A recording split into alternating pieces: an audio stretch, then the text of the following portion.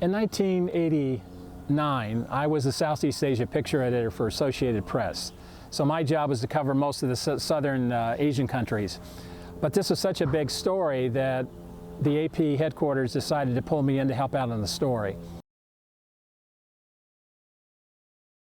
I would have a morning routine. I would get up early in the morning, and I would pedal a bicycle to the Tiananmen Square.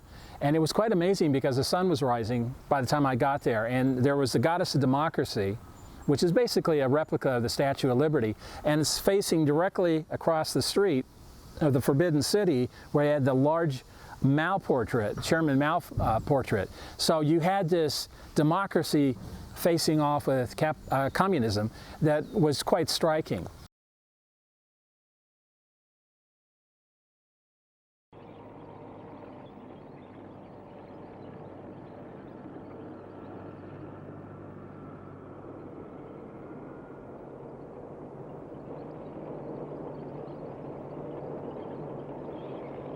I started to take a photograph, and a guy walks out with shopping bags, and I'm thinking to myself, you know, this guy's going to mess up my photograph.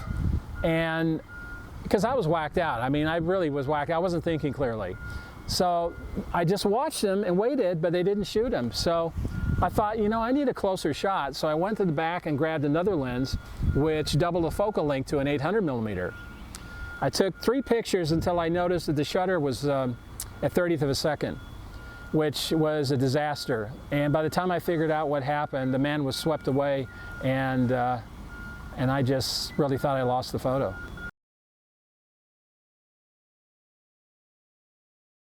I still don't understand why the government refuses to admit what happened, because the United States and other European countries have made mistakes through history, and they've reconciled those problems.